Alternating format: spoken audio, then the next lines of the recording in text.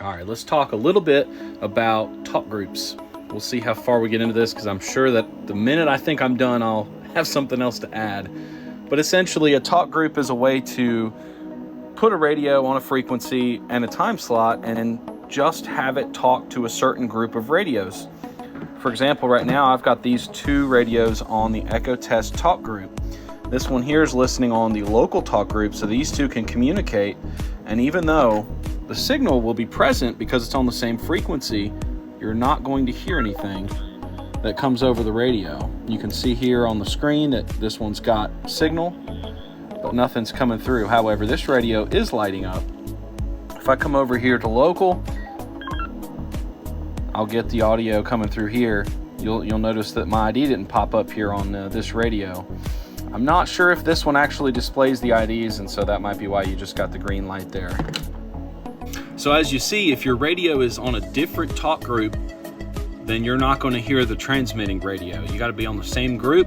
Kind of think of them as big party lines. As long as you're on that same line, you'll be able to hear that traffic. All right, so is it that simple? Yes, but no. On these bigger networks, such as North Carolina, DMR Mark, you can also have a static talk group or an on-demand talk group. What this means is your static talk groups are always active, and it is that simple.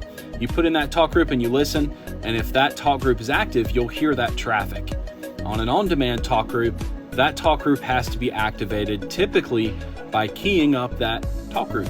That tells the repeater and the bridge that controls it, hey, I want to hear this traffic. Usually there's a preset timer. Here in North Carolina, it'll activate for 5 minutes. So as long as you're sitting there using that every 5 minutes or so, you'll continue to hear that traffic. Say that all these repeaters are in different cities, it's going to prevent two people from tying up 4 or more repeaters all at the same time. Say I got one in the coast and one on the mountains here, I can have these two repeaters on a talk group that's activated on demand instead of tying all 4 of them up for that conversation. Here in North Carolina, we have called those Chat 1 and Chat 2.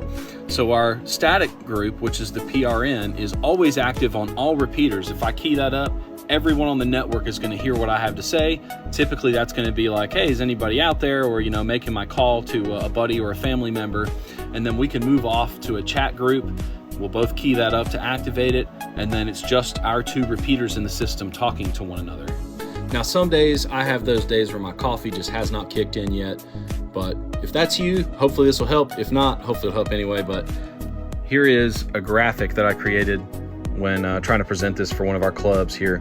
So you can see here in green, we've got our static talk groups. This is how North Carolina's network works. This is time slot 1. This is time slot 2. So this PRN wide area group that's live all the time on slot 2 can always talk. And everybody on the network should be able to hear it.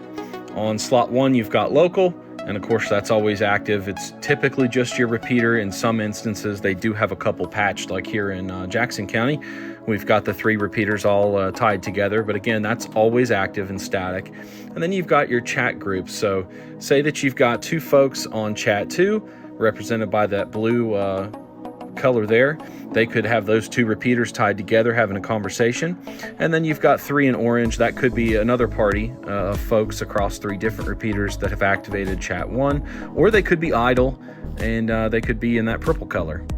It's also important to note that you can only have one of these groups active at one time. If someone's talking on local or keys up on local while you're on chat 1, for example, you're going to walk on each other just like you would on another repeater. You may not be able to hear that other person. You may just get that tone of death, so to speak. So that's why it's important to use monitor all. Listen to that, all the groups that you have on your repeater. Listen to that first to make sure someone else is not active on the repeater before you go to key up.